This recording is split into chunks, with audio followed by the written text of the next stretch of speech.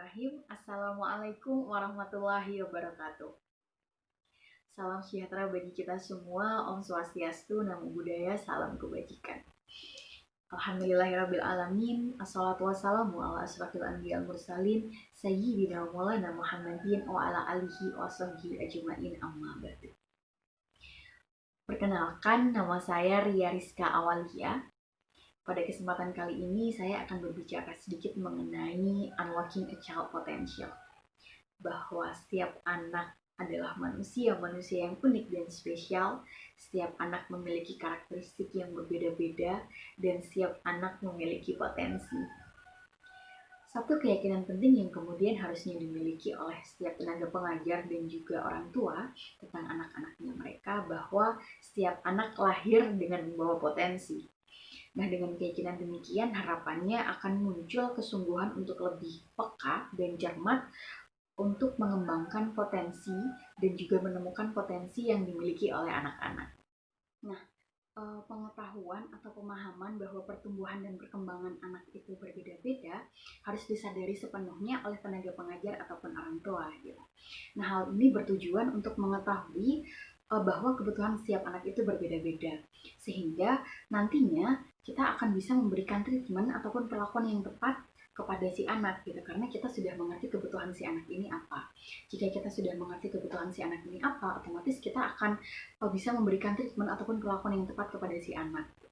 Nah, pemahaman akan hal ini akhirnya akan mengarah pada pengoptimalan kreativitas, bakat, serta minat yang dimiliki oleh sang anak. Adalah sebuah kepastian bahwa Allah Subhanahu wa Ta'ala tidaklah menciptakan segala sesuatunya dengan sia-sia. Apalagi dalam penciptaan makhluk bernama manusia. Kita, orang tua, dan juga tenaga pengajar, ibaratnya adalah para pembuat keramik, dan anak-anak adalah tanah liatnya. Dia memberi amanah kepada kita berupa anak-anak kita untuk diasuh, dibimbing, dan diarahkan hingga menjadi generasi yang terbaik sebagai rahmatan lil alamin. Pertanyaan selanjutnya adalah bagaimana menemukan potensi yang dimiliki anak dan apa yang bisa kita lakukan untuk mengoptimalkan karunia potensi tersebut. Nah, sebagian orang tua tuh sering mengeluhkan bahwasannya anak-anak mereka kurang cerdas atau bahkan lamban dalam belajar, gitu. Oh, anak saya tuh lamban dalam matematika, anak saya sukar memahami fisika, anak saya sulit memahami kimia, dan lain sebagainya. Nah, standar atau patokan yang digunakan itu biasanya berdasarkan prestasi belajar pada sisi akademik, gitu. Nah, padahal ada banyak kecerdasan lainnya yang dimiliki oleh manusia, gitu. Menurut Howard Gardner, ada 9 jenis kecerdasan majemuk, diantaranya ada kecerdasan verbal, kecerdasan logis, kemudian kecerdasan kinestetik, jasmani, kecerdasan musikal, interpersonal, dan lain sebagainya. Dalam artian, ada banyak kecerdasan yang dimiliki oleh setiap manusia. Kita tidak bisa condong pada kecerdasan akademik saja, karena biasanya hal ini yang kemudian sering dijadikan standar atau patokan oleh para orang tua ataupun para tenaga pengajar.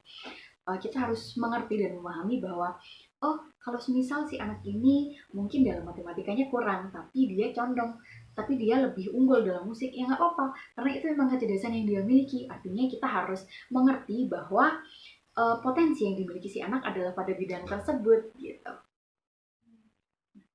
Teori Gardner menyebut bahwa anak terlahir dengan membawa satu bakat atau bahkan lebih yang kemudian disebut gen. Nah, tugasnya orang tua ataupun tenaga pengajar adalah untuk mengamati, mengidentifikasi, lantas mengasahnya. Nah, persoalannya bagaimana cara membacanya supaya tepat, gitu kan. Nah, mengamati, mengidentifikasi, dan mengasah bakat anak tidak sulit, gitu. Namun juga bukan hal yang mudah. Dibutuhkan kepekaan, kemudian kesabaran, dan juga kesadaran untuk memberikan ruang yang cukup bagi si anak untuk mengembangkan potensi-potensi yang dimilikinya. Dalam artian kita memberikan space bagi si anak untuk mengeksplor dirinya lebih jauh lagi. Karena pada dasarnya yang memahami dan mengerti si anak adalah anaknya itu sendiri, gitu. Ada satu prinsip yang kemudian perlu digarisbawahi, yakni jangan hanya orang tuanya aja yang happy, tapi si anak juga harus happy dalam menjalankan kesehariannya, gitu. Nah, kan kadang yang menjadi persoalannya adalah seperti itu, happy-nya pada sisi orang tuanya aja, gitu. Misalnya kayak pada sisi orang tua yang dominan, kayak menuntut si anak, kamu harus sempurna dalam nilai matematika, kamu harus mendapatkan nilai yang sempurna dalam bahasa Indonesia, gitu. Nah, hal ini yang kemudian perlu kita hindari. Kita perlu mendukung sekiranya bakat dan potensi apa yang dimiliki oleh si anak gitu. Anak-anak lahir dengan potensi yang berbeda. Setiap anak adalah unik dan setiap anak memiliki bakat dan minat yang berbeda. Jika dianalogikan sebuah benih, maka tiap anak adalah benih yang berbeda. Ada benih mangga, cabai merah, buah hijau, kacang hijau, dan lain sebagainya. Semuanya akan tumbuh sesuai dengan fitrahnya.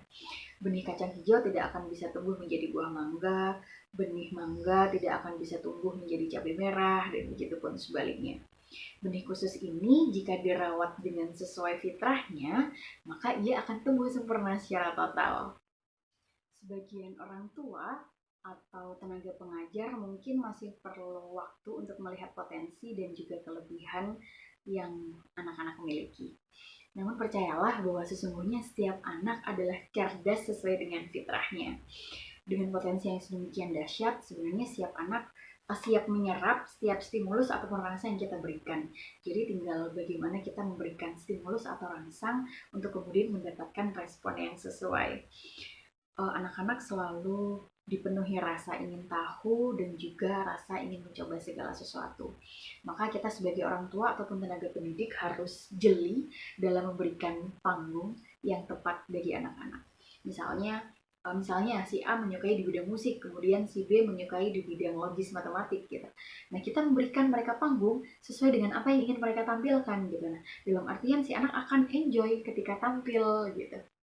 Nah, dalam mendidik anak kita perlu tahu kuncinya. Fokus pada bakat mereka, bukan pada kekurangan mereka. Dengan cara itu kita bisa berkomunikasi dengan baik kepada anak-anak kita.